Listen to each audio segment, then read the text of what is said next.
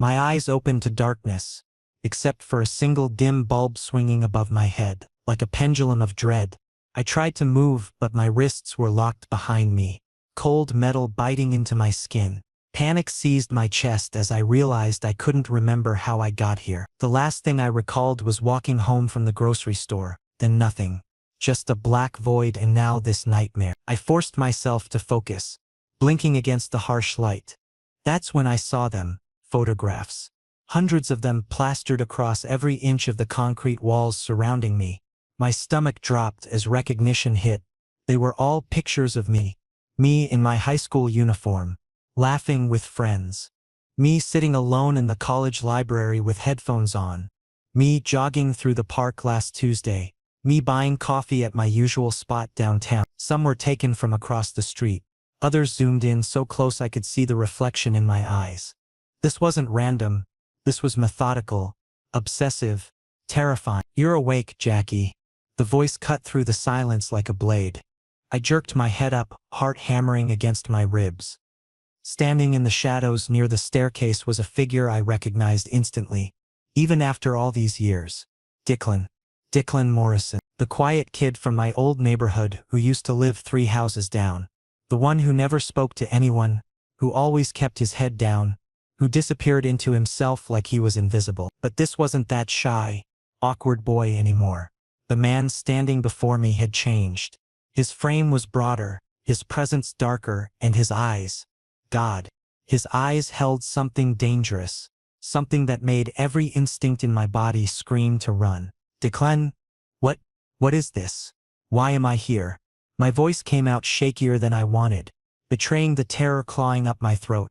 He stepped closer, dragging a metal chair across the floor with a screech that made me flinch. He sat down directly in front of me, close enough that I could smell his cologne. Expensive, masculine, suffocating. "This is everything I've built for you, Jackie. Every moment I've watched you, every breath I've taken has been for you alone. When you smiled, I lived for it. When you cried, I wanted to destroy whatever caused it. When you ignored me, I still couldn't look away." His voice was calm, almost gentle, but the intensity behind it was anything but. I couldn't believe what I was hearing. My mind raced back through memories I barely had of him. We'd never been friends. We'd never even had a real conversation. He was just the weird kid in the background, always alone. How had I become "You're insane," I whispered, my omega instincts suddenly flaring to life as his scent hit me. Strong, dominant, unmistakably alpha. My body reacted against my will, recognizing the pheromones designed to make me submit. But my mind fought back, refusing to accept this twisted reality. Declan's expression didn't change. He reached out slowly, deliberately, and I tried to pull away, but the chains held me in place. His fingers touched my cheek with a gentleness that felt completely wrong given the situation. "I know you're scared. I know this seems extreme, but you have to understand, Jackie. You belong to me. You always have. From the moment I first caught your scent when we were kids, you became mine. Let me go. Please, Declan. This is wrong. You can't just—" My words died in my throat as he lifted my right wrist, turning it so I could see the inner side. There, in elegant script, were initials I'd never noticed before. DM Declan Morrison. A tattoo I didn't remember getting. "I gave you this when you were unconscious at 15, he said matter-of-factly, as if drugging and tattooing someone was perfectly normal. "You had that accident during the school camping trip, remember? Fell and hit your head. They took you to the hospital. I made sure I was there, made sure the mark was permanent." His thumb traced over the ink and I felt bile rise in my throat. How long had this been going on? How deep did this obsession run? My whole body began to shake. Not from cold, but from the horrifying realization that my life had never really been my own. Someone had been watching, waiting, planning this for years. "You're a monster," I choked out, tears streaming down my face now. "This isn't love. This is sick." For the first time, something flickered across his face. Pain maybe, or anger. He stood abruptly, the chair scraping back. "I'm giving you time to process this, to understand. But make no mistake, Jackie, there's no escape from here. No one knows where you are. No one's coming to save you. This basement is soundproof, locked, and completely cut off from the outside world. He walked toward the stairs, then paused, looking back at me one last time. I've waited 10 years for this. I can wait a little longer for you to accept the truth. The door slammed shut. The lock clicked. And I was alone with hundreds of photos of myself staring back at me. A gallery of a life I'd lived without knowing I was never truly alone. I pulled against the chains until my wrists bled, screaming until my voice gave out. But no one came. No one heard. There was only silence, darkness, and the overwhelming scent of alpha pheromones that lingered in the air, marking this place as his territory, as his possession. I looked up at the photos again, studying them with fresh horror. Some were recent, from last week, last month, but others were old, faded, yellowed with age. Pictures of me as a teenager, as a child. He'd been documenting my entire existence like I was some kind of specimen. The level of detail was suffocating. In one corner, I could see pictures of me sleeping through my bedroom window. In another, photos of me showering behind frosted glass. Nothing had been private.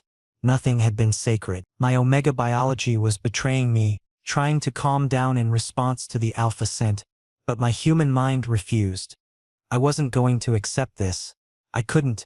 I had to find a way out, had to fight back somehow. But as I sat there in that cold basement, chained and surrounded by evidence of a decade-long obsession, one terrible thought kept circling through my mind. What if he never let me go? What if this was my life now? Trapped in the twisted fantasy of someone who'd loved me from the shadows for so long that he'd convinced himself kidnapping me was an act of devotion. The bulb above me flickered, and in that moment of strobing light, I saw my own reflection in the glossy surface of a photograph. I looked terrified, broken, exactly how he wanted me. Time became meaningless in the basement. Without windows or clocks, I couldn't tell if hours or days had passed. My throat was raw from screaming earlier, my wrists bruised and bleeding from fighting the chains. Eventually exhaustion had won and I'd slumped against the wall, drifting in and out of consciousness, filled with nightmares that were somehow less terrifying than reality. The sound of the lock turning made my eyes snap open. Declan descended the stairs carrying a tray, and the smell hit me immediately. Chicken sandwich and orange juice. My favorite meal. The fact that he knew this made my skin crawl. How much had he studied me? How many of my preferences, habits, and routines had he catalogued in that sick mind of his? You need to eat, he said, setting the tray on a small table I hadn't noticed before. He pulled it closer to where I sat, then actually unlocked one of my hands. I immediately thought about fighting, running, attacking, but the rational part of my brain knew I wouldn't make it 3 steps before he overpowered me. He was bigger, stronger, and clearly had planned for every contingency. I ate in silence, hating that I was hungry, hating that the food tasted good, hating every second of this. Declan sat across from me on that same metal chair, watching with an intensity that made every bite uncomfortable. I need you to understand something, Jackie, he began, his voice taking on a different quality, softer, almost vulnerable. That first day I saw you in school, you were in 8th grade and I was in 9th. You probably don't remember. Why would you? But you walked past me in the hallway, and your scent hit me like a freight train.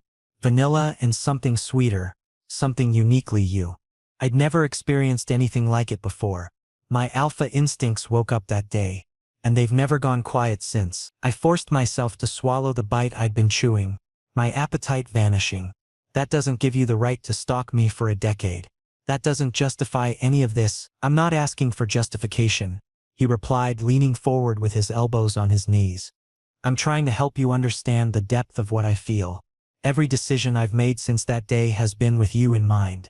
When I chose my career path, I picked something that would make me worthy of you. When I built my life, I built it to be a castle for you to live in. You were always the end game, Jackie. Always. The way he said it, with such complete conviction, was somehow more frightening than anger would have been. This wasn't a temporary fixation. This was the foundation of his entire existence. You're delusional, I said flatly, setting down the sandwich. I'm not some prize you won. I'm a person with my own life, my own choices, my own future that doesn't include being imprisoned by a psychopath. His jaw tightened, the first real sign of anger I'd seen. He stood up and paced to the wall of photographs, running his hand across them like they were precious artifacts. Do you see this one? He pointed to a picture of me from about 3 years ago, sitting on a bench looking at my phone. You just had your heart broken by that alpha from your statistics class. What was his name? Ryan. You sat there for 2 hours crying and I sat 50 feet away wanting to kill him for making you feel that way. You were there? Horror washed over me in waves. You've been following me for years. Actually stalking me, protecting you, he corrected, turning to face me with fierce eyes. Do you know how many times I've stopped bad things from happening to you? That night you almost got mugged walking home late. I took care of it. The guy who was putting something in your drink at that bar last year. I made sure he never tried that again with anyone. You think you've been living your life freely, but you've had a guardian angel the entire time. I wanted to vomit. Every moment of privacy I thought I'd had was a lie. Every time I'd felt safe and alone, he'd been watching. A guardian angel doesn't chain people up in basements. No, he agreed, moving back toward me with predatory grace. But a desperate man does. Because 3 weeks ago, I saw you with someone new. Another alpha. You were laughing at something he said, touching his arm, looking at him the way I've dreamed about you looking at me. I realized I was running out of time. That if I didn't act I'd lose you forever to someone who could never love you like I do. He crouched down in front of me, and I pressed myself back against the wall. Instinctively, his hand came up slowly, giving me time to see it coming, and he cupped my face with a gentleness that felt obscene. I had to bring you here. Had to make you see that we belong together. You can hate me now, but eventually you'll understand. Eventually you'll feel it too. Never. I spat, jerking my face away from his touch. I'll never feel anything for you except disgust. The words seemed to hit him physically. He flinched, pulling back and standing up. For a long moment he just stared at me, and I saw something broken in his expression. Not broken enough to let me go, but broken enough to make me realize he actually believed his own twisted logic. Fine, he said quietly, reaching into his jacket. He pulled out a leather-bound journal and tossed it onto the table. Read this when you're ready. It contains everything. Every thought I've had about you. Every moment I've documented.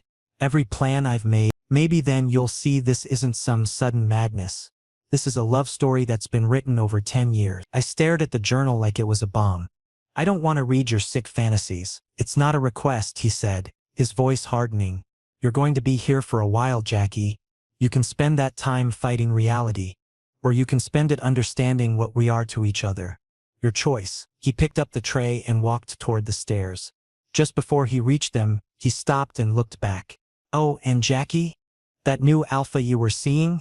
He won't be bothering you anymore. I made sure of that. The smile that crossed his face was chilling. No one touches what's mine. The door closed. The lock clicked. And I was alone again with that journal sitting in front of me, promising answers I wasn't sure I wanted. Because part of me, the terrified, rational part, knew that once I understood the full scope of his obsession, there would be no going back. I'd see exactly how deep this rabbit hole went. And I wasn't sure I could survive that knowledge. I refused to touch the journal for what felt like an eternity. It sat on that table mocking me, daring me to open it and peek into the mind of someone who'd made me the center of his entire universe without my knowledge or consent. But eventually, with nothing else to do in that basement except stare at my own photographed life, curiosity won over disgust. The first entry was dated 10 years ago, written in neat handwriting that somehow made it worse. It read, "Today I saw the person who will define the rest of my existence." Jackie Ellis walked past me in the school hallway, and my world tilted on its axis. I don't believe in fate, but if I did, this would be it. I need to know everything about him. I need to become worthy of him. Starting tomorrow, I begin the rest of my life. I felt sick reading it, but I couldn't stop. Page after page detailed my life from an outsider's perspective. He'd documented things I'd completely forgotten. The day I bombed a math test and cried in the library. The time I won an award at the school assembly. The afternoon I got into a fight with my best friend over something stupid. He'd been there for all of it, invisible and obsessive. The entries grew more detailed as years passed. He'd learned my class schedule, my route home, my favorite places. He'd even noted what I wore each day, what I ate for lunch, who I talked to. The level of surveillance was suffocating. But what disturbed me most were his plans. He'd written extensively about improving himself to be worthy of me, getting into better shape, learning to fight, building wealth through increasingly questionable means. I've joined the organization today. One entry from 6 years ago read, "They call themselves a family, but I know what they really are. Criminals. Killers. Exactly what I need to become. Protect Jackie. In this world, only the powerful survive, and I will become powerful enough that no one can ever take him from me." My hands shook as I realized what he was saying. Declan had joined the mafia, had become a criminal specifically to build the kind of power that would let him keep me.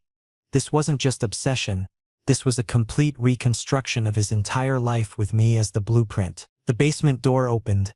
I didn't even look up from the journal, couldn't tear my eyes away from the horrifying narrative. Declan's footsteps approached slowly, cautiously. "You're reading it," he observed, and I heard something like relief in his voice. "You destroyed your life for me," I said, still staring at the pages. "You became a monster for someone who didn't even know you existed." "I became strong for you," he corrected, sitting down on the floor near me. Not on the chair this time, but at my level. "Everything I did was to ensure that when this moment came, I'd be ready, that I could give you everything you deserved." I finally looked up at him, really looked at him. His face was handsome in a harsh way, with sharp angles and shadows that suggested violence lived just beneath the surface. But his eyes, those dark, intense eyes, held something that looked almost like pain. "What you deserve is to be locked up. You're a kidnapper. A stalker. Based on this journal, probably a murderer too." "7 people," he said calmly, as if discussing the weather. "I've killed 7 people who posed threats to you or to my ability to reach you. The mugger I mentioned. That alpha, who drugged drinks. 3 rival gang members who were tracking your movements for leverage against me. And 2 people who simply knew too much about my plans." The casual way he listed human deaths made my blood run cold. "You're proving my point. You're a monster." "Perhaps," he acknowledged, reaching out to touch the journal, still in my lap. "But I'm your monster. That has to count for something." "It doesn't." I closed the journal and pushed it away. "Nothing in here justifies what you've done. Nothing makes this okay." Declan was quiet for a long moment, and I watched something shift in his expression. He stood up and walked to where my chains were anchored to the wall. My heart raced, thinking he might be angry, might hit me. Instead, he produced a key and unlocked them completely. I stared at my freed wrists in shock, rubbing the raw, bruised skin. "What are you doing?" "Proving something," he said, backing away toward the stairs. "The door is locked, yes, but you're no longer chained. You can move around this space freely. There's a bathroom behind that door. Supplies, everything you need. I'm not trying to torture you, Jackie. I'm trying to make you understand." "Understand what? That I'm in a prettier cage?" I stood up shakily, my legs weak from sitting in one position for so long. "That I trust you," he replied. "And that I'm hoping you'll eventually trust me enough to see past the methods to the truth underneath. I love you. I've loved you for 10 years with a consistency and devotion most people never experience in a lifetime. Love doesn't look like this." I shouted, anger finally overwhelming fear. "Love is built on mutual respect, on choice, on freedom. This is possession. This is ownership. This is everything love isn't supposed to be." His face contorted with emotion, frustration, sadness, something desperate. "Then teach me," he said, and his voice cracked. "Show me what it's supposed to look like, because this is all I know. Watching from the shadows, protecting from a distance, wanting but never having. You're asking me to be something I've never learned how to be." The vulnerability in his admission caught me off guard. For the first time since waking up in this nightmare, I saw him not as an invincible threat, but as a deeply damaged person who'd twisted love into something unrecognizable. "You can't learn to love by forcing someone to stay with you." "I know that," he said quietly. "But I couldn't risk letting you walk away before you knew how I felt. Before you understood the depth of it. Maybe that makes me selfish. Maybe it makes me evil. But I'd rather be evil and have a chance than be good and lose you forever." He started up the stairs, then paused halfway. "I meant what I said, Jackie. You're not chained anymore. I want you to stay because you choose to, not because you have to. Even if that choice takes time. Even if it never comes." He looked back at me one last time. There's food in the mini fridge, books on the shelf. I'll be back tomorrow morning. The door closed behind him, leaving me standing in the middle of the basement, unchained but still trapped. I looked around at the walls covered in my stolen moments, at the journal filled with a decade of obsession, at the bathroom door promising some semblance of dignity, and I realized something terrifying. Part of me, a small traitorous part, was curious about what tomorrow's conversation would bring. Not because I was starting to accept this, not because Stockholm Syndrome was setting in, but because I needed to understand the psychology of someone who could love this destructively. I needed to understand him if I had any hope of escaping him. Or at least, that's what I told myself as I picked up the journal again and kept reading. The days blurred together in a strange rhythm I never thought possible. Declan kept his word. No more chains, no more locks on the bathroom door, no more treating me like a prisoner. Instead, something far more unsettling developed: a routine. He'd come down each morning with breakfast, and we'd eat together while he talked about mundane things like the weather or books he'd been reading. It felt surreal, sitting across from my kidnapper discussing his thoughts on classic literature. "I brought ingredients for dinner tonight," he said one afternoon, setting grocery bags on the small kitchen counter I'd only just noticed existed in the corner of the basement. "Thought we could cook together. You used to make pasta every Thursday night when you lived in that apartment on 5th Street. I remember watching you through the window, thinking how domestic and peaceful you looked." The casual admission of his surveillance should have horrified me, but I'd grown somewhat numb to it. Instead, I found myself asking, "What kind of pasta?" The question felt like a betrayal of myself. "But Alice does strange things to the mind." "Carbonara," he answered, pulling out eggs, bacon, and parmesan. "Your specialty." We cooked in silence at first, moving around each other in the small space. His presence was overwhelming.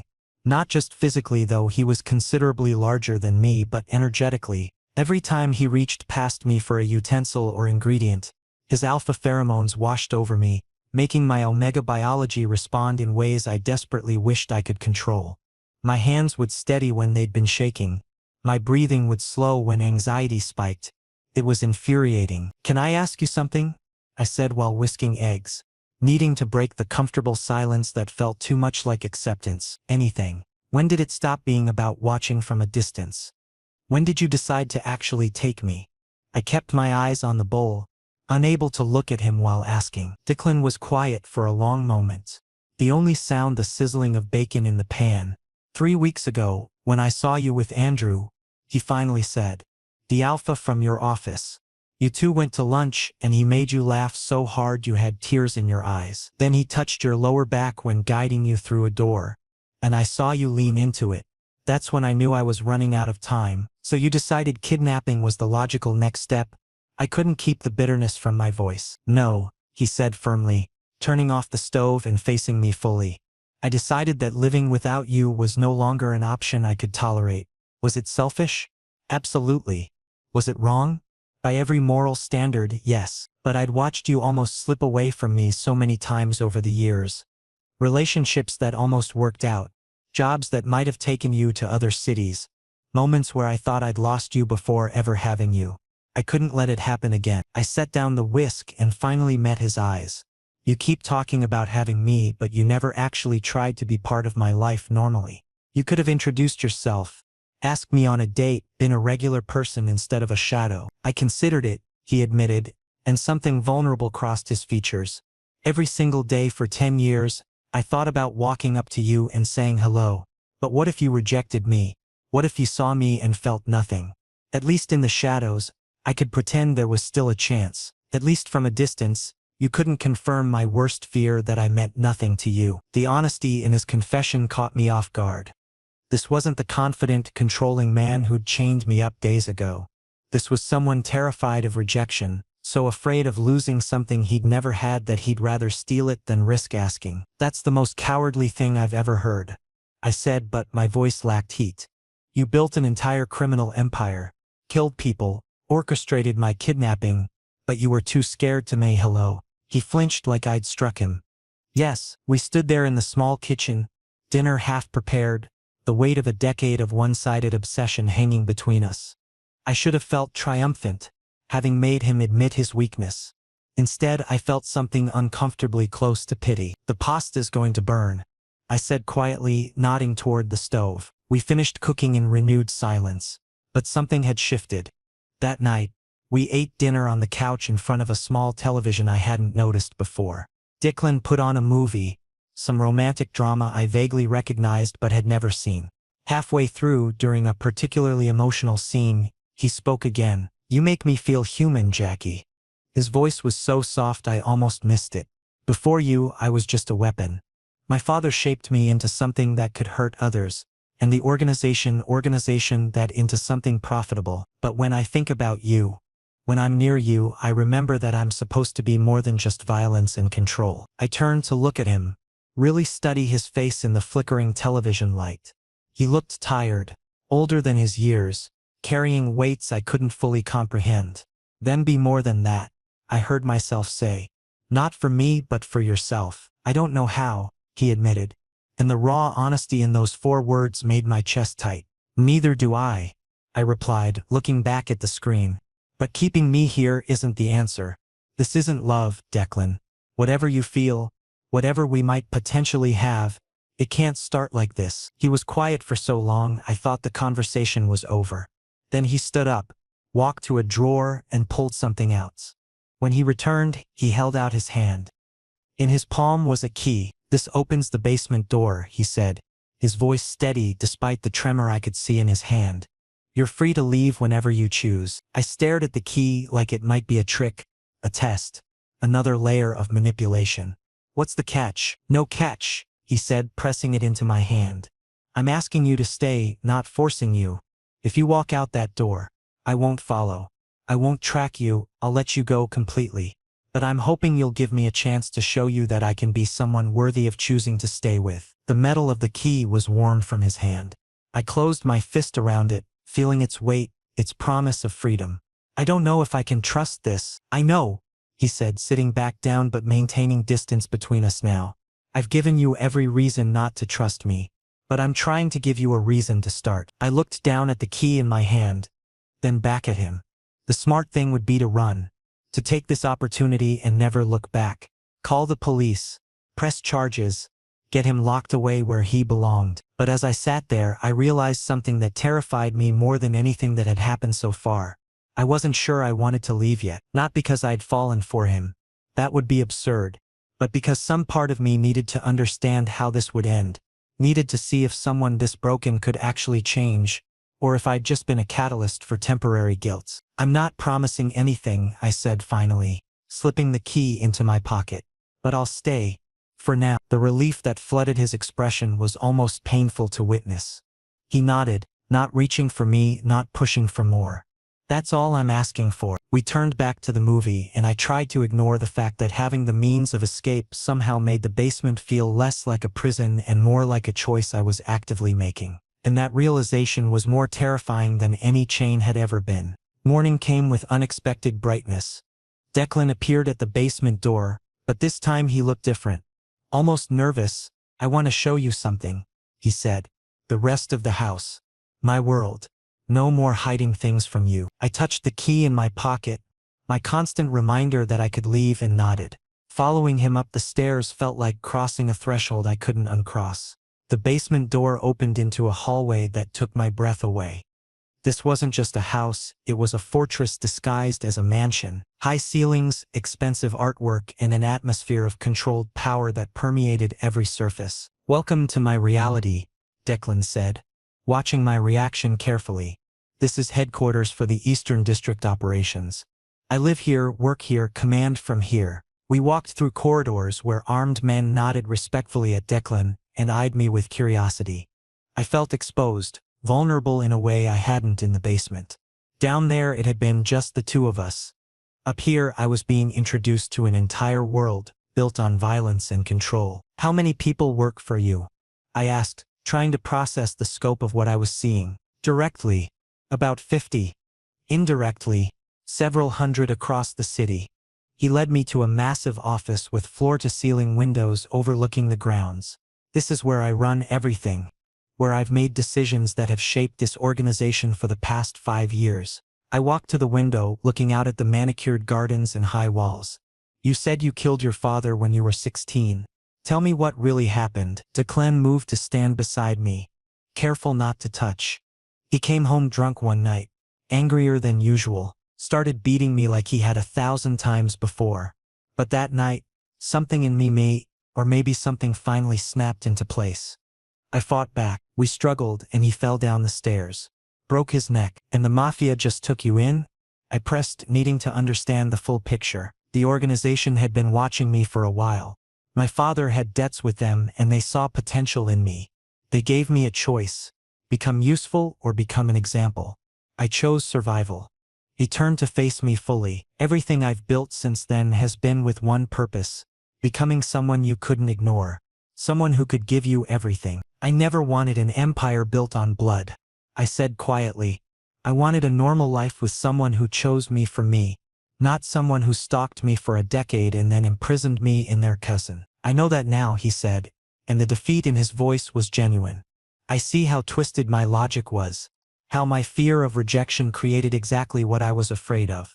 Your rejection of who I've become. Before I could respond, the sound of shattering glass exploded through the room. Declan moved faster than I thought possible, grabbing me and pulling me to the ground as gunfire erupted from somewhere outside. The windows exploded inward, raining glass down on us. Stay down, he shouted, covering my body with his as bullets tore through the office. Men were shouting, footsteps thundering in the hallways. This was an attack, a coordinated assault on the mansion. Who's shooting? I gasped, my heart hammering so hard I thought it might break through my ribs. Rivals. They've been waiting for an opportunity. He pulled a gun from a desk drawer, checking the magazine with practiced efficiency. They must have learned about you. You're my weakness now, exposed. The guilt in those words wasn't lost on me. I'd become a target because of his obsession with me. What do we do? You stay here behind the desk. Don't move until I come back for you. He started toward the door, but I grabbed his arm. Don't leave me alone in this. Something shifted in his eyes. Surprise, maybe, or hope. Then stay close and do exactly what I say. We moved through the mansion like we were in a war zone. Because guards were exchanging fire with intruders, the sound deafening in the enclosed spaces. Declan kept me behind him, his body a constant shield between me and danger. I watched him shoot with precision that spoke of years of training, each movement calculated and efficient. An attacker came around a corner, gun raised. Declan fired, but so did the other man. I watched in horror as Declan stumbled, blood blooming across his shoulder. He didn't stop. Didn't even pause, just kept moving, kept protecting, kept putting himself between me and anyone who might hurt me. Declan, you're hit. I couldn't stop the scream that tore from my throat. I'm fine, he gritted out, though blood was soaking through his shirt. Just keep moving. We made it to a reinforced safe room, where several of his men had regrouped. A medic immediately moved toward Declan, but he waved them off. Secure the perimeter first. Make sure there are no more breaches. The medic looked like he wanted to argue but knew better. As the fighting outside continued, Declan finally let me see the wound. The bullet had gone through his shoulder, missing anything vital but clearly causing him significant pain. Let me help, I said, grabbing supplies from the medical kit the guards had brought. My hands shook as I started cleaning the wound, but I forced myself to focus. You saved my life out there. I'd do it again, he said through gritted teeth as I worked. Every time. Without hesitation. Why? I demanded, meeting his eyes. If you'd just let me go from the beginning, none of this would have happened. You wouldn't be bleeding, and I wouldn't be terrified. Because without you, none of this means anything, he said, his voice raw with pain and something deeper. This empire, this power, this life, I built it all as a monument to someone who didn't even know I existed. I'd burn every bit of it down if it meant keeping you safe. I finished bandaging his shoulder in silence, processing his words. Outside, the gunfire had stopped. One of his lieutenants entered and reported that all intruders had been eliminated, the mansion secured. Losses on their side were minimal. Good, Declan said, still looking at me. Double the perimeter guards and review all security footage. I want to know how they got through our defenses. As the man left to execute the orders, I sat back and really looked at Declan. Here was a man who'd just been shot protecting me, who'd killed to keep me safe, who was running a criminal empire with me at the center of it all. The rational part of my brain screamed that I should be horrified, should run now while I had the chance. But the key in my pocket felt heavier than ever, and I realized something that changed everything. I'd been genuinely terrified when I thought he might die. Not because I was trapped, but because the thought of losing him actually hurt. What did that say about me? About what was happening between us? I didn't have answers, but as I sat there with his blood on my hands and my heart still racing, I knew I'd crossed a line I couldn't uncross. I'd started to care whether he lived or died, and that terrified me more than any of the violence I'd just witnessed. The mansion settled into uneasy quiet after the attack. Declan's wound had been properly treated by a doctor who appeared within the hour. No questions asked, no hospital involved. This was the world he lived in, where bullet wounds were handled privately and violence was just another Tuesday. I sat beside his bed in what I now understood was the master suite. He'd refused to rest until every security protocol had been updated, every guard debriefed, every possible entry point reinforced. Only when his lieutenants had literally forced him to lie down did he finally comply. And even then, he'd insisted I stay with him. "You don't have to watch over me," he said, his voice rough with exhaustion and pain medication. "You have the key. You could walk out right now, and no one would stop you." "I know," I replied, and it was true.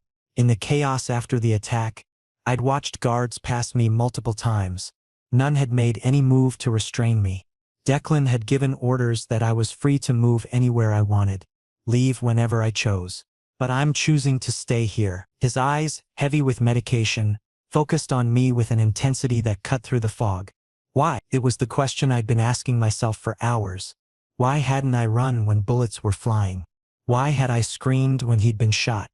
Why was I sitting here now, voluntarily keeping watch over a man who'd kidnapped me just days ago? "Because when I saw that bullet hit you, I realized something," I said slowly, working through the thoughts I'd been afraid to examine too closely. "I was terrified. Not for myself. Not because I'd be left alone with your enemies. I was terrified because I thought you might die, and that feeling was real." Declan tried to sit up, but I put a hand on his uninjured shoulder, keeping him down. "Don't move. You need to rest. Jackie, I need you to understand something," he said, his hand coming up to cover mine. "You can feel whatever you're feeling, but you're not obligated to stay because of it. Stockholm Syndrome is real, and I won't—" "Don't," I interrupted, surprised by the firmness in my own voice. "Don't reduce what I'm feeling to a psychological condition. I'm not stupid. I know what Stockholm Syndrome is. I know that captives can develop feelings for their captors as a survival mechanism, but I also know that I'm sitting here with a key in my pocket that would let me walk away from all of this. And I'm choosing not to use it." "Then what are you choosing?" he asked, vulnerability bleeding through every word. I took a deep breath, knowing that what I was about to say would change everything. "I'm choosing to give this whatever this is between us a chance. But on my terms, not yours." He went very still. "What terms?" "First, you need to promise me something, and I need to believe it's real." I pulled my hand back, needing the distance to say what came next. "Promise me that from this moment forward, I'm not your possession. I'm not the obsession you've built your life around. If I stay as your equal partner. Someone who has as much say in this relationship as you do." "Done," he said immediately, without hesitation. "I'm not finished," I continued. "Second, no more surveillance. No more watching me when I don't know about it. No more controlling where I go or who I talk to. If this is going to work, you need to trust me the way you're asking me to trust you." "Agreed," he said, though I could see how much it cost him to say it. "And third," I said, my voice softer now, "you need to understand that what happened between us, the kidnapping, the chains, the basement, that was wrong. I need you to acknowledge that it is wrong not just tactically but morally. And I need to know that you'll never do anything like that again to anyone, including me." Declan was quiet for a long moment, and I watched emotions play across his face. Shame, regret, determination. "You're right, it was wrong. I knew it was wrong even as I was doing it. But I convinced myself the ends would justify the means. They don't. They never could. And I swear to you on everything I am that I will never violate your autonomy like that again." The sincerity in his words felt genuine, but I needed to push further. What about the violence? The killing? Your empire is built on blood, Declan. I can't pretend that's not part of who you are. I won't lie to you and say I'm leaving this life," he said carefully. "This organization has been my family, my purpose, my survival for too long. But I can promise you that I'll try to be better. Make different choices where I can. The violence you saw today, I'll always protect you like that. But the casual cruelty, the unnecessary brutality, I can work on that." It wasn't a perfect answer, but it was honest. And somehow that mattered more than false promises of complete transformation. "Okay," I said, feeling the weight of the decision settle over me. "Then I'm staying, not as your prisoner, not as your obsession, but as someone who wants to see if two incredibly broken people can actually make something real out of this disaster." Relief flooded his features, followed by something that looked like awe. "You're giving me a chance I don't deserve." "Probably," I agreed, a small smile tugging at my lips, despite everything. "But maybe that's what love is supposed to be, giving someone a chance they don't deserve and seeing what they do with it." He reached for my hand again, and this time I let him take it. His fingers intertwined with mine, and I felt the connection between us solidify into something more than captor and captive, more than obsession and object. This was a choice I was making with clear eyes and full awareness of how wrong it might look from the outside. "There's something else," Declan said, lifting my wrist where his initials were tattooed.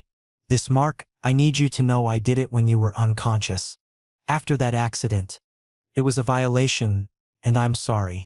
If you want it removed or covered, I'll pay for whatever you want." I looked at the tattoo, really seeing it for the first time since I'd learned its origin. "No," I said, surprising myself. "Keep it, but understand that it doesn't mean I'm your Horpa. It means that I've chosen to wear your mark because I want to, not because you forced it on me." His thumb traced over the ink, reverent and gentle. "I understand." "And Declan?" I leaned closer, my voice dropping to barely above a whisper. "I'm yours, but you're also mine. That's how this works from now on." "I'm yours," he repeated, the words sounding like a vow. "Always have been, even when you didn't know I existed." I leaned down and kissed him, the first kiss I'd initiated, the first touch between us that wasn't tainted by force or fear. His lips were soft against mine, hesitant at first, as if he couldn't believe I was really choosing this. When I deepened the kiss, his hand came up to cup the back of my head, fingers threading through my hair with a gentleness that contradicted everything I knew about him. When we finally broke apart, I rested my forehead against his, both of us breathing heavily. "This is insane," I whispered. "Everything about this is completely insane." "I know," he whispered back. "But is it the kind of insane you can live with?" I pulled back enough to look into his eyes, seeing the vulnerability there, the hope, the fear that I might still change my mind. "Yes," I said simply, "it's the kind of insane I can live with." We stayed like that for a while, wrapped up in each other in the aftermath of violence and confession. Outside, the world would judge us, would call me a victim of manipulation, would call him a monster who'd gotten away with kidnapping, and maybe they wouldn't be completely wrong. But as I settled into the bed beside him, careful of his injured shoulder, I realized that sometimes love doesn't follow the rules. Sometimes it grows in the darkest places, between the most broken people in the most impossible circumstances. And sometimes you have to choose to believe in it anyway. The key stayed in my pocket, a reminder that I always had a choice. But as Declan's breathing evened out into sleep, his hands still holding mine, I knew I'd already made my choice. I was staying not because I had to, but because somewhere in this twisted beginning, we'd found something real, and I wanted to see where that truth would take us.